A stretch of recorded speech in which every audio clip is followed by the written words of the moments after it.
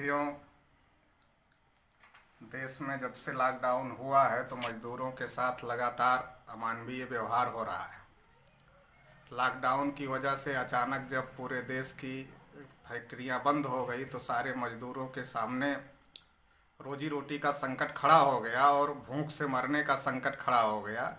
तो ऐसी स्थिति में लाखों की संख्या में मजदूर सड़कों पर आ गए और 1000 किलोमीटर 1200 किलोमीटर की पैदल यात्रा अपने परिवार के साथ छोटे छोटे बच्चों के साथ करने के लिए मजबूर हो गए। ऐसी स्थिति में भी उनके साथ में बड़े पैमाने पर अमानवीय व्यवहार किया गया। पुलिस द्वारा उनको जगह जगह पर मुर्गा बनाया गया, उनकी पिटाई की गई और उनकी इच्छा के बगैर उनको कई दिनों तक जगह जगह पर रोक करके रखा गया। इन सारी स्थितियों के विरोध में बहुजन क्रांति मोर्चा ने राष्ट्रव्यापी काली पट्टी निषेध आंदोलन शुरू किया। तो उस आंदोलन के दबाव में आकर सरकार ने ये घोषित किया कि वो मजदूरों को उनके घरों तक पहुंचाएंगे और उसके लिए स्पेशल ट्रेन चलाएंगे। ये स्पेशल ट्रेन चलाने का दावा सरकार कर रही है। कुछ ट्रेनें चली भी, लेकिन जो ट्रेनें चली उसमें मजदूरों से किराया भी वसूला गया और किराए से ज़्यादा भी वसूला गया। अभी औरंगाबाद के पास से एक खबर आई कि वहाँ 16 मजदूर रेल की पटरी पर कट करके मर गए।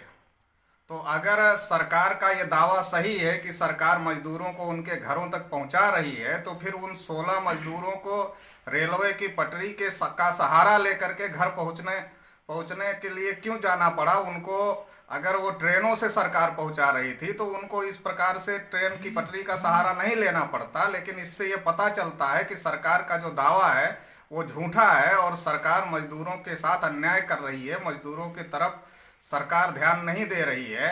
और सरकार की जब इस पर बदनामी हुई, तमाम मीडिया रिपोर्ट्स ने ये साबित किया कि पैसा लेकर के मजदूरों को छोड़ा जा रहा उनके घर पे। तो केंद्र सरकार ने कहा कि 85% पैसा हम दे रहे हैं और 15% पैसा राज्य सरकार देगी। ये 85% पैसा और 15% पैसा की लड़ाई लगा करके मजदूरों को बलि चढ़ाने का कार्यक्रम ये सरकार के द्वारा किया जा रहा है। लेकिन हम लोगों को ये समझना होगा और ये बड़ा सवाल भी है कि क्या उद्योग केवल पूंजीपतियों से चल सकता है? क्या उद्योग केवल पूंजीपति अकेले चला सकते हैं? जितना पूंजीपति का उद्योग चलाने में भूमिका है उससे कम भूमिका मजदूरों की नहीं है। मजदूर और उद्योगपति की बराबर भूमिका की वजह से ही उद्योग चलते हैं। लेकिन मजदूरों के साथ अमानवीय व्यवहार हो रहा है। वहीं पूंजीपतियों के लिए 1,68,000 करोड़ रुपए माफ कर दिया गया मजदूरों का, पूंजीपतियों का, और मजदूरों को उनके घरों तक भी नहीं छोड़ा जा रहा है। तो ये बड़ा अन्याय मजदूरों के साथ में हो रहा है। दूसरा, जो डेली का काम धंधा करने वाले लोग थे, जो प्रतिदिन कमाते थे, प्रतिदिन खाते थे, उनका रोजगार लॉकडाउन की वजह से बंद हो गया है और वो भुखमरी के कागार पर पहुंच गए। वर्ल्ड हेल्थ ऑर्गेनाइजेशन ने ये पहले से ही कहा हुआ है, चेतावनी दिया हुआ है कि जितना लोग कोरोना से नहीं मरेंगे उससे ज़्यादा लॉकडाउन की वजह से लोग भुखमरी से मर जाएंगे। तो वो स्थिति भी देश में निर्माण होना शुरू हो गई है।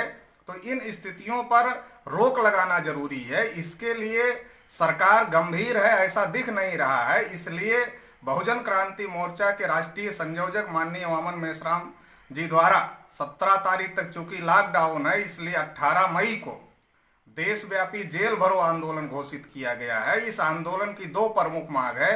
एक मांग ये है कि मजदूरों को उनके घरों तक सुरक्षित पहुंचाया जाए और दोबारा जब स्थिति सामान्य हो जाए तो मजदूरों को वापस उनके काम पर सुरक्षित लेकर के आया जाए। चूंकि मजदूरों के बगैर फैक्ट्री नहीं चल सकती और फैक्ट्री चले बगैर देश की आर्थिक व्यवस्था पटरी पर नहीं आ सकती। आर्थिक व्यवस्था को सुदृढ़ करने में मजदूरों का भी बहुत बड़ा योगदान है। इसलिए मजदूरों को सुरक्षित उनके घर पर पहुंचाया भी जाए और वापस स्थिति सामान्य होने पर वो जहां काम करते हैं वहां भी उनको सुरक्षित पहुंचाया जाए। पहली मांग ये है। और दूसरी मांग ये है कि जो भी जरूरतमंद लोग हैं, सरकार लगातार दावा कर रही है कि वो लोगों तक राशन पहुंचा रही है, लेकिन जो आंकड़े देश भर से आ रहे हैं उससे ये बात पता चल रही है कि पर्याप्त मात्रा में लोगों को राशन नहीं पहुंच रहा है और इसकी वजह से भुखमरी का सिलसिला शुरू हो गया है। तो इसको रोकने के लिए भारत सरकार के पास जो गोदाम है वो सारे अनाज के गोदाम में अनाज भरे पड़े हुए हैं। तो उस अनाज के गोदामों से अनाज निकाल कर जरूरतमंदों तक पहुंचाया जाए। ये दो मांग को लेकर के ये आंदोलन जो वामन मेश्राम जी ने घोषित किया है, इस आंदोलन को राष्ट्रीय पिछड़ा वर्ग मोर्चा का राष्ट्रीय अध्यक्ष होने के नाते मैं जाहिर समर्थन करता हूं। और सारे देश भर में जो पिछड़े वर्ग के लोग हैं और जो राष्ट्रीय पिछड़ा वर्ग मोर्चा के कार्यकर्ता हैं, समर्थक हैं, शुभचिंतक हैं, उन सभी लोगों से अपील करता हूं कि अपने घरों में रहते हुए इस आंदोलन की तैयारी शुरू कर दें। घर के बाहर नहीं निकलना है, टेलीफोन से ही इस आंदोलन की तैयारी करना है। 17 तारीख तक लॉकडाउन है, 18 तारीख को बड़ी संख्या में जेल भरो आंदोलन करना है, मास्क लगा करके करना है, सोशल डिस्टेंसिंग का ध्यान रखते हुए करना है और बड़ी संख्या में इस जेल भरो आंदोलन में शामिल हो करके इस आंदोलन को सफल बनाएंगे, ताकि जो मजदूरों के साथ में और जो जरूरतमंदों के साथ में अन्याय हो रहा है उसको रोका जा सके और जो भारत भुखमरी की तरफ बढ़ रहा है उससे भारत को बचाया जा सके, भारत की आर्थिक स्थिति और सामाजिक स्थिति सुदृढ़ किया जा सके।